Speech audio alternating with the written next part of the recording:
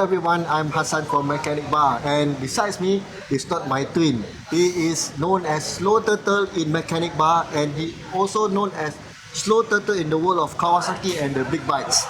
So, hello, Slow Turtle, how are you doing? I'm good, how are you? Yes, I'm fine. We same. Huh? Great Well- mind things alike, guys. Yeah, great mind thinks alike. Okay, so as you know, I founded Mechanic Bar in 2014, and Show Turtle is one of them who actually supported and give ideas inside the group. But I didn't know to what extent he of his technical knowledge until in 2025. Okay, so well, in my group, in Mechanic Bar, there's a lot of mechanics, technicians, and not everybody I met before. So Show Turtle is one of them, whereby I know him through the online. He's been contributing, but have not seen him in person until this year 2025. And I thought that I saw myself inside the mirror. So Turtle, thank you again for being in my group all this time. Didn't know that you are a technician. Basically, that's what I do. More like a hobby for me for the bike industry, generally. But probably I just do a small introduction for myself. Basically, I'm known as Slow Turtle, but most of the guys call me Penyu, which is actually tortoise or turtle in Malay, basically. Okay. So generally, so I convert it to turtle, so the Chinese folks or the English folks can just call me turtle. But that's not my real name. Okay, so may we have the privilege to know your real name? Oh, okay. My real name is actually Mahmud. Mahmud is my real name. But I'm so used to the name of Penyu or Turtle. So that's where the name comes about, and most of my friends know me as that. So yep. All right. So right now, so the audience will know us better. I'm going to introduce myself to you, because formally now that we have met after all these years. Correct. Okay. For myself, I've been a mechanic since 2014. I work on motorcycles, trucks, cars, diesel, and petrol engines. Okay. So my major is in engine preservation and preventive maintenance. Okay, so when I work as a team, I'm one of the team member. So when we have a problem, my team and I will come and solve it all together. That's great. So Yeah. yes, so we got a few of my members who are specializing in their whatever specialty they are, such as engines, electrics, some electronics. As for me, I'm a general mechanic. I can do on everything, but not the specialist of everything. Understand. And of recent times, I've been going around in workshops Yep. and to add more to my knowledge. And here I am in 2025, and I'm riding a motorcycle and also driving a car. Yeah. So what about yourself, bro? Okay, I guess I'm actually not from the automotive industry. Actually, I used to be from the aerospace industry. I've been with the aerospace for about 20 years now. I do still practice, but I do consultation. So currently, to be honest, I'm actually a hawker now. So I sell food basically. So it's a big jump from what I do. But the technical knowledge that I got is actually thoroughly from aerospace. So aerospace was my first love, I would say, where I took the liberty from being an inspector all the way up to a quality assurance manager. Some call it quality assurance, some call it auditor manager. So basically, I handle the audit for the whole company. It's an MNC, and the best part is that the technology or the things that I learned is actually what I use in the aerospace industry. Okay, I'm specialized in special process. Okay, special process is basically those things that we do to the parts or to the materials to make it better. For example, aluminium, I could anodize aluminium. I can titanium anodize also titanium. Basically, I can do inspection over all the metals, all different kind of metals. There's all kind of metal used in aerospace, aluminium, inconels, you name it. Okay, so it's pretty more of what do you call this?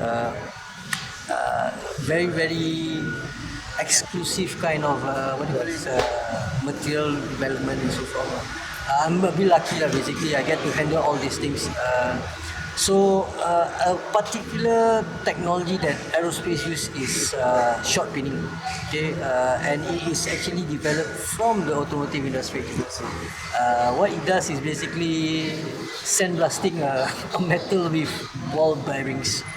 Okay, basically what it does is actually enhance the strength of the metal. Okay, and reduce any fatigue, increase the fatigue resistance so that the part can be used longer. So that's part of strengthening the metals other than using this. Yes. That's one of it, basically. Yes.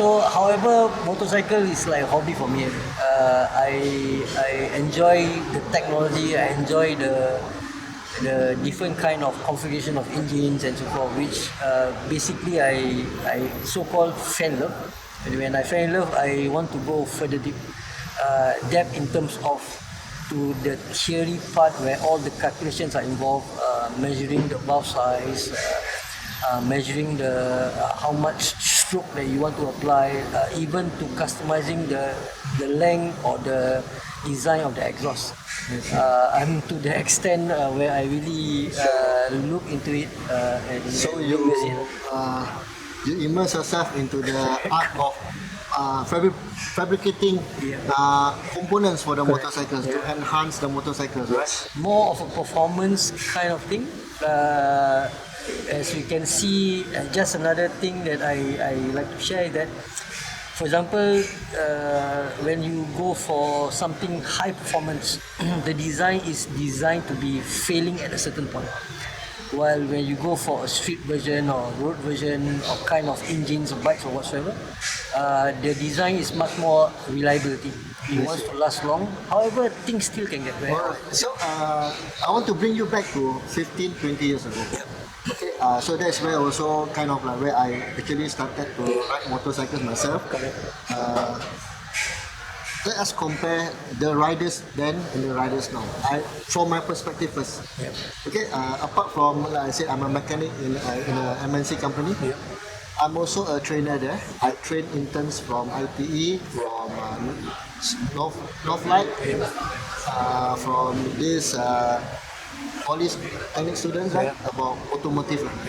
Okay, so I noticed that if I were to compare them and the guys back in the 15 years ago, 20 years ago, right? Okay, they are similar, same, because they share the enthusiasm, what they call it, the enthusiasm of, they want to find out what they are driving, what they are riding. Okay, they are willing to hands-on, right? So, but today, I do not see that as much as before. Now is they are very good in replying to questions. Theory. Okay, when the interns come to me, when I ask them, okay, can you tell me how to start up a dead engine, an engine that couldn't ignite? They give me a thick theory, but when I ask them to hands-on, they cannot do. They really cannot do. So this is the differences that I noticed of the riders back then. When back then, 15, 20 years ago, they can really solve, troubleshoot their own vehicles. Okay, maybe not to the point of a mechanic, but they can do it. But today, they are very good in theory, a little bit of hands-on. Okay, only a few, only a handful can actually hands-on and do more than an average rider. So, do you share the same sentiment as me? Basically, about same kind of general statement. I mean, I work with riders who are much more older. Okay, they have a different kind of thing. They have a different kind of view.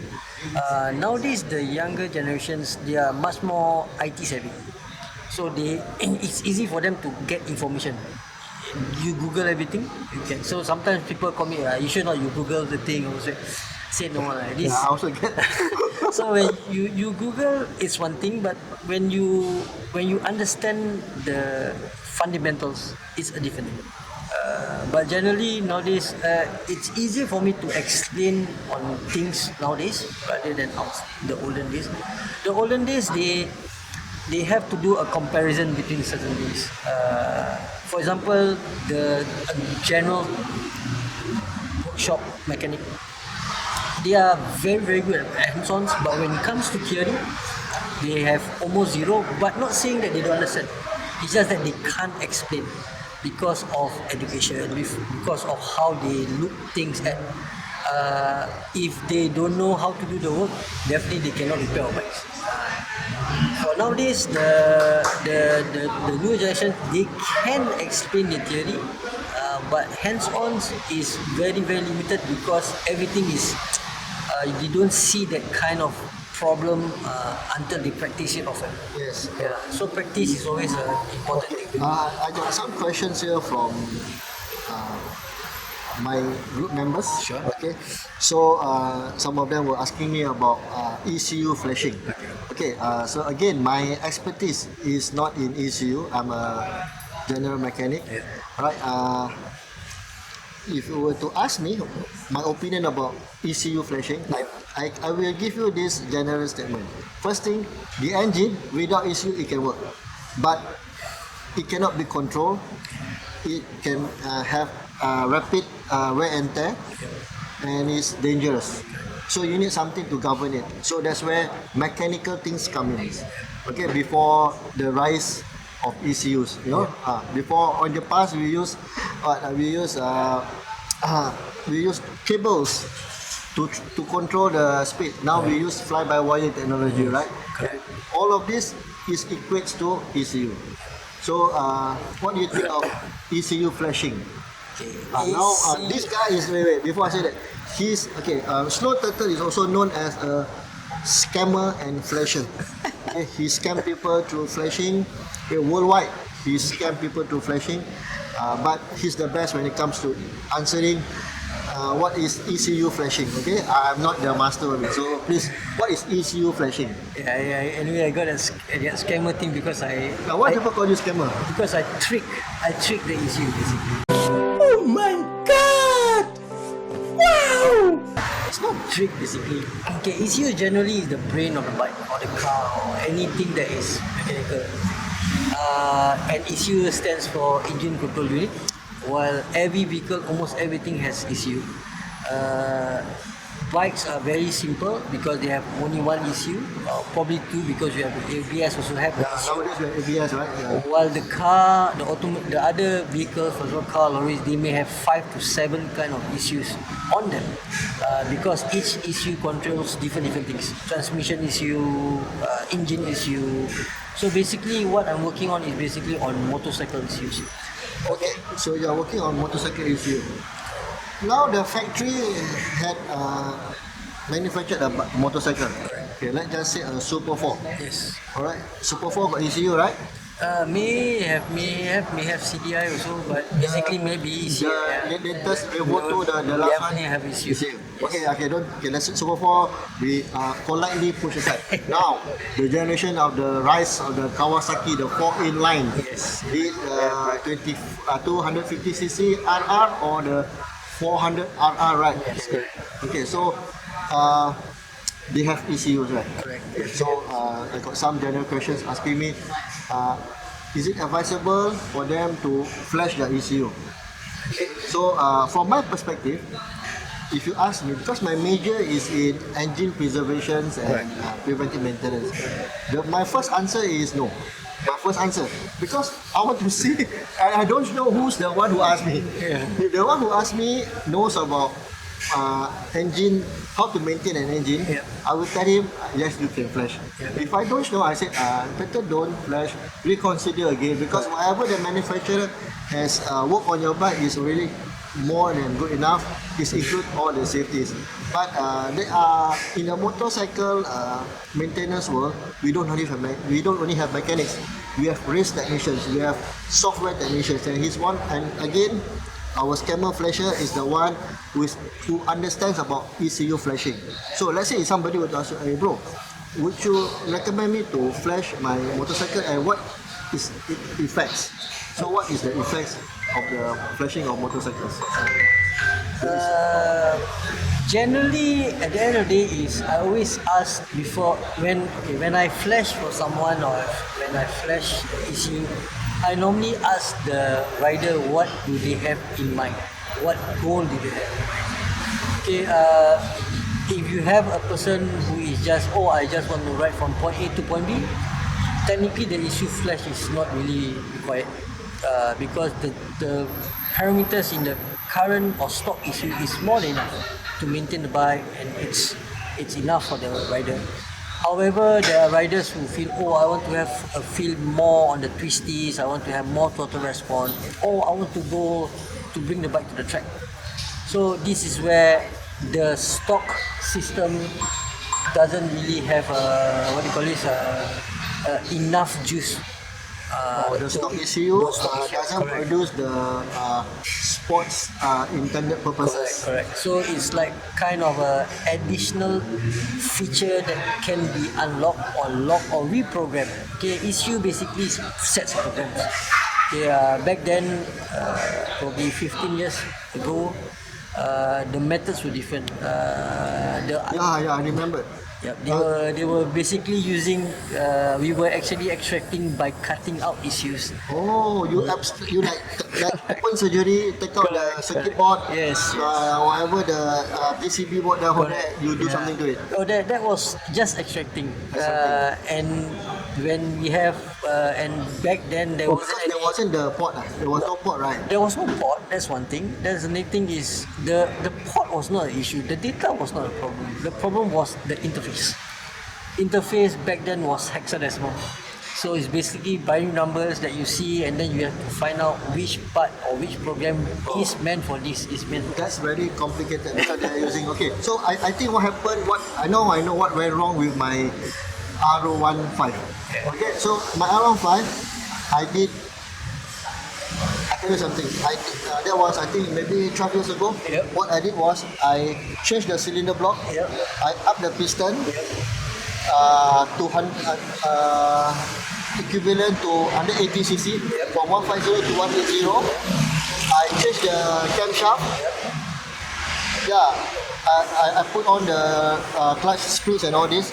But one thing I didn't do, I didn't flash or do anything with the ECU.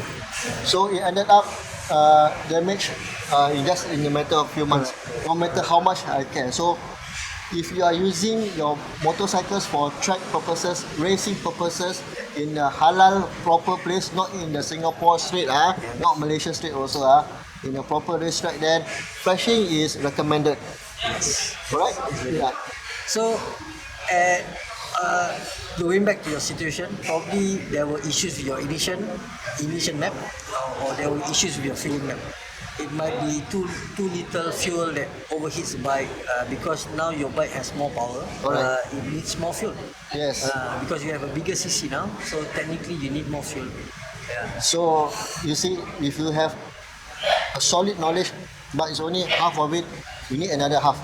So we twin. Okay. So then there's another question also. So I think going back to the question on whether do you need or not need it actually depends on the situation. Okay. Advisable is always to actually consult first, see what you intend. Okay, and I say the ECU flashing is basically a software changes interface with your ECU and make the parameters changes according to what you want. So that's why it's always being they call it a remap or so forth. So do you have riders who came to you and asking for, hey bro, I want a flash of the ECU because I want to go racing. Yep. Okay, do you straight away give it to him, or we advise him on the way he maintains his bike? When these kind of things. These kind of things, when this kind of thing happens, there are okay. Again, I say I've been riding the bikes. I ride car myself, I ride different kind of bike. I go off-road riding. So all have different usage, different intent of power. So I've been to races as well. I've raced myself, and the intent of power also different. So generally, as a general, when your bike is too powerful, it's really, really hard to ride. Extremely hard to ride. Yeah. You have to struggle with your bike. I tested his clutch. It's like going for the gym. The one. Yeah. So, but again, I said those are the reasons why, because you need to have performance to it. But with that also comes to a price. The parts that I use, or the parts that the person that wants to go for a race, it's always not the same parts like the OEM. We have to seek aftermarkets. Aftermarkets, not saying they are better than the OEMs or the original ones. They have a better design, intended for a short life. Racing, again, I say when you go to race environment, it's always short life. For example, Yes, correct. the 300V. All people swear to it, 300V, but to me, for me as a general person, my opinion is that the 300V is an overkill oil. Fuel, not fuel, sorry, engine oil. It's meant for race. It's meant the smoothness of the engine oil is extremely good, and it's supposed to be used at extreme condition where your temperature is high, your engine is revving very high. But when you use it on a normal road, it's basically useless. You overkill the Overkill. whole purpose. Correct. So, Mr. Turtle, Yeah.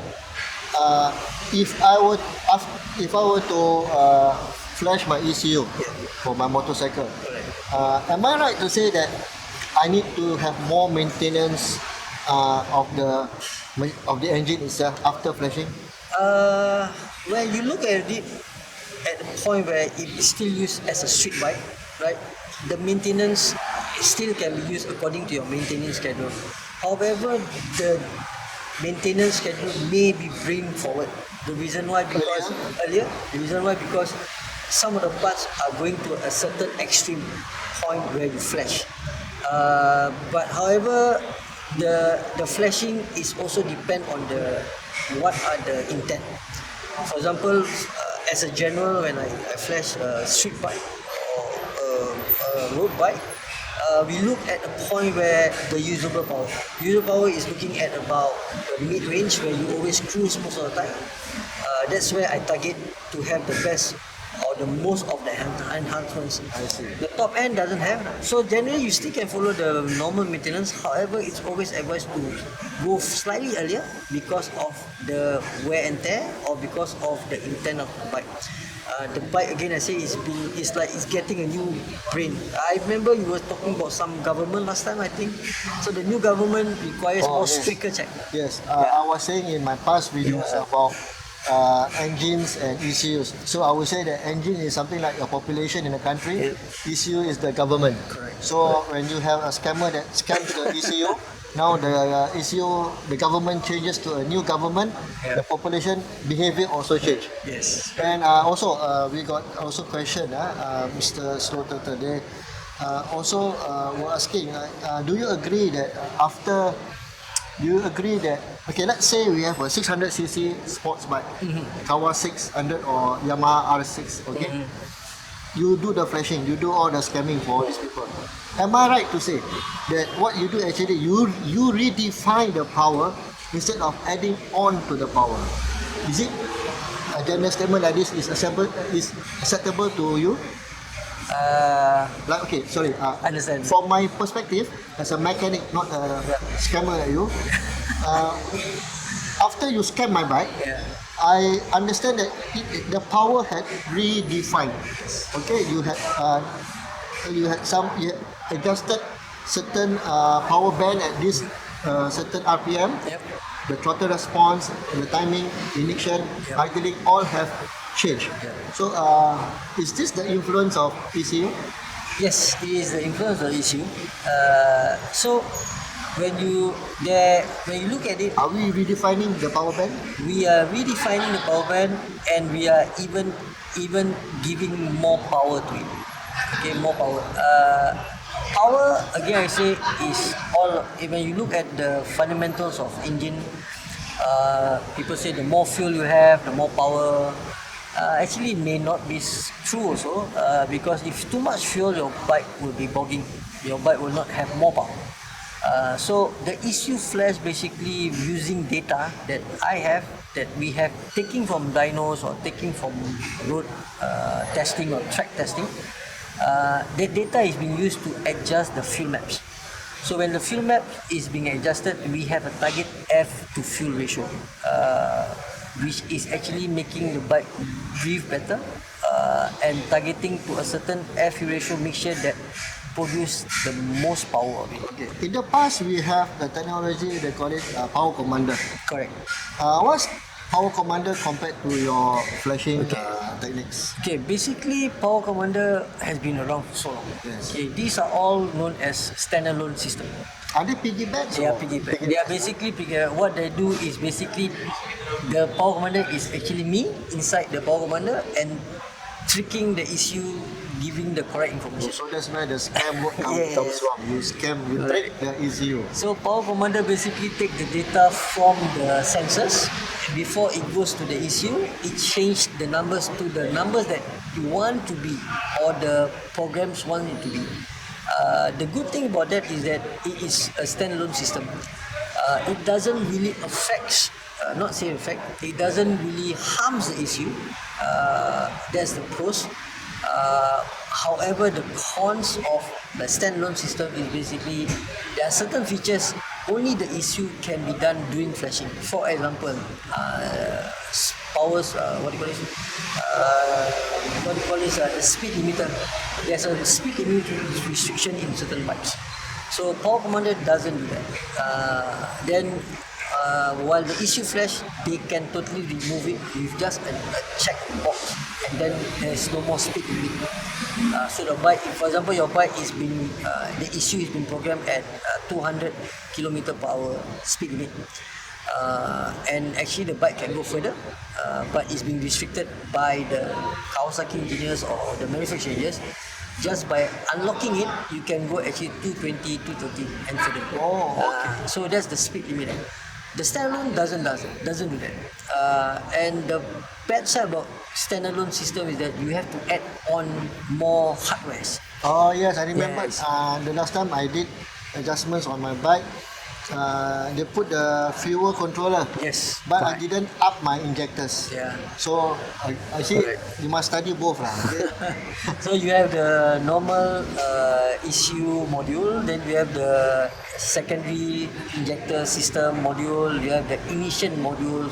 So those are the way that how they correct it, because they cannot do it in one box.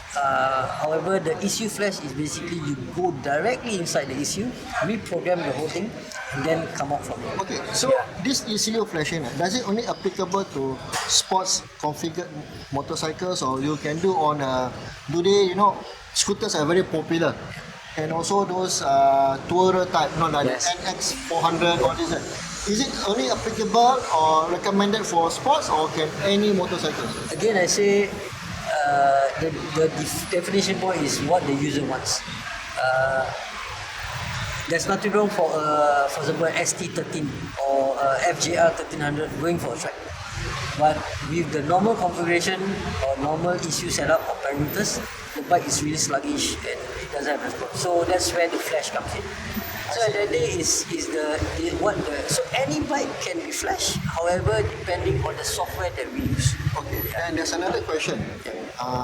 Which type of riders that you actually rejects your services? Now I come to you, hey bro, I got money, I want it to be flash. So which do you choose the riders, or how you as a do it? general kind of thing, I do some what do you call this? Not say background checks, it's just characterizing the rider. Oh, no wonder when he do my flash, he don't ask me so much. I tell you, I just want the best, and he did it for me. And again, it's for track purposes, not for Singapore or Malaysia streets. We do this halal way, okay, legal only. Okay. So yeah, looking at the rider, the rider is kind of like jumpy kind of rider. Reckless reckless. Again, I say certain things when you have too much power, so you become irresponsible. So again, I say, but I also have my ways of how to, when I flash it, during the parameters, I will never give fully 100% kind of power. The reason why is because first again the maintenance. It will be a pain, Definitely. really a pain for a rider to accept it. Then the next thing is the fuel. The fueling may be very, it can be very low, or the fuel consumption becomes lesser, or it can become more. It depends also. Yes, interrupting you on this, also, many people after they replace the hardware, replace the components of the motorcycle. Let's say they have a big ball, okay, or they do the ECU flashing. They always think that their fuel will be safe. Right, they always have this consumption, right? Hey, how come, bro, after the flashing, now my fuel consumption is very poor? Hey, what have you done to my bike?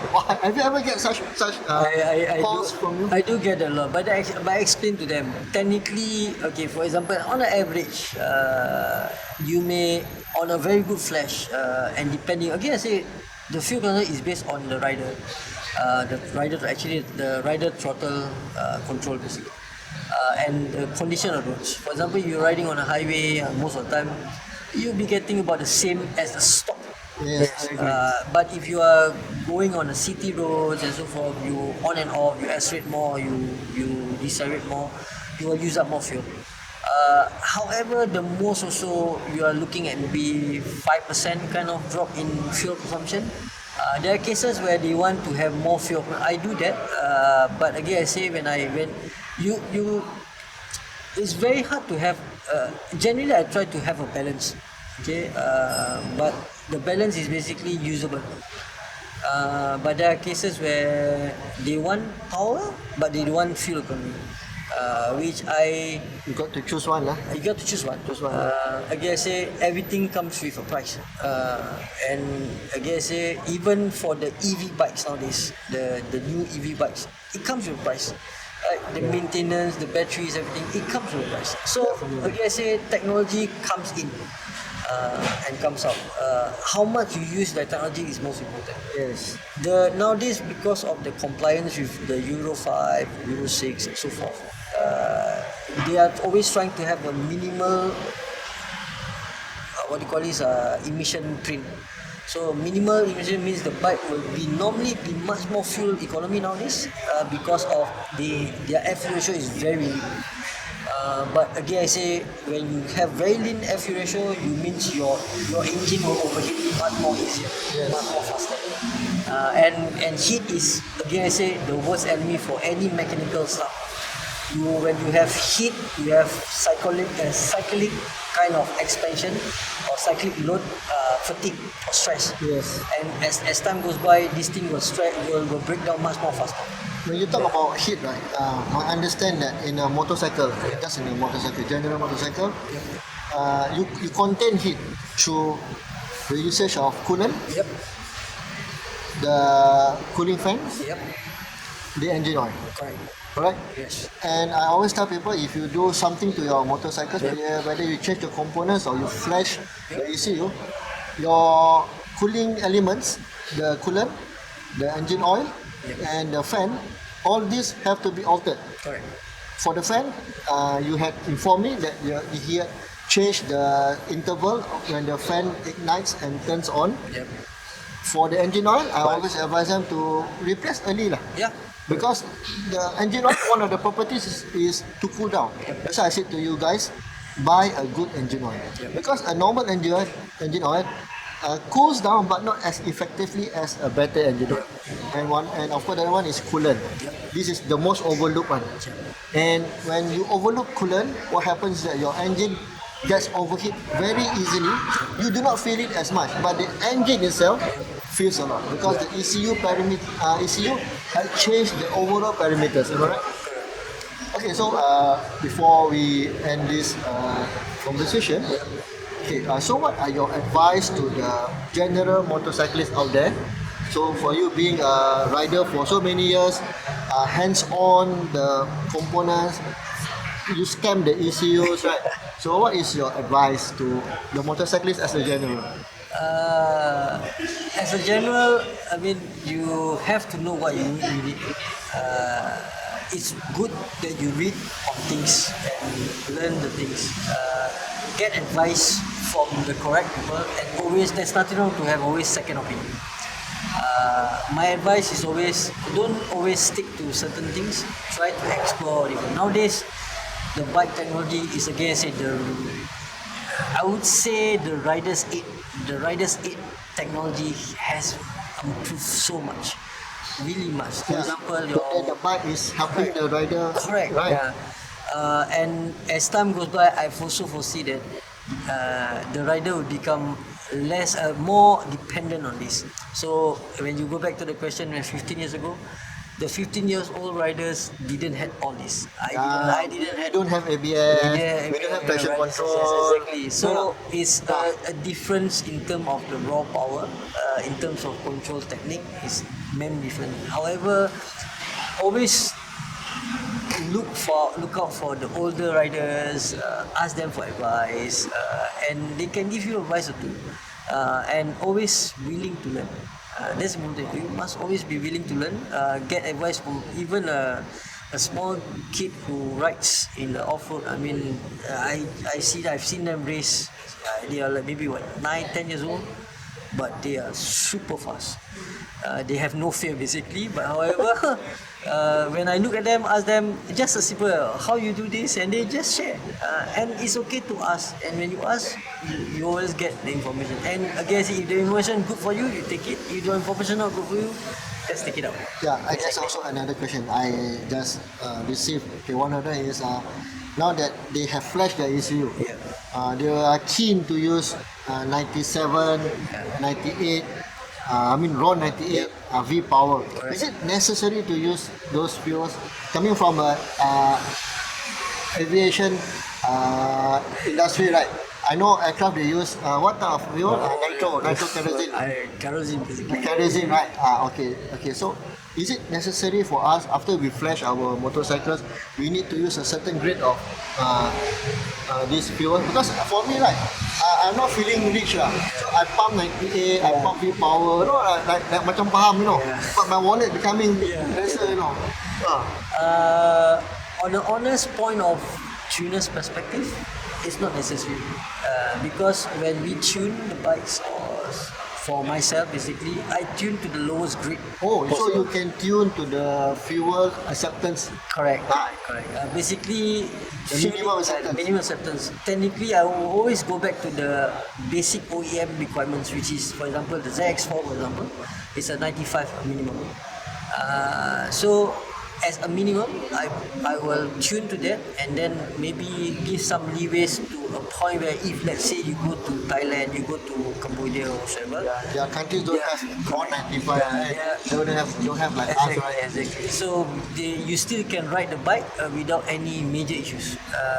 But if let's say if you were to tune the bike to high octane fuel, for example 100 or minimum, or race MR12 fuel kind of things, where you need to have a more higher octane fueling just to prevent any knocking. So it's not advisable, but if it's race intent, that's where the direction you go.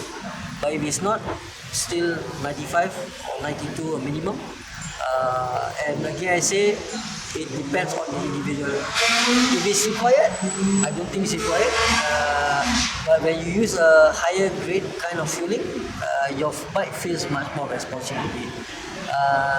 To my extent that sometimes I don't even feel it. Honestly, I don't feel it because that's actually the only thing that you will hear is the knocking sound if let's say you use a very low grade fuel.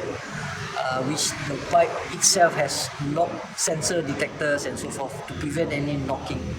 And again I say the RONs are all, I would say, kind of gimmick, but there's a intent use for it for highly performed vehicle, highly tuned vehicle.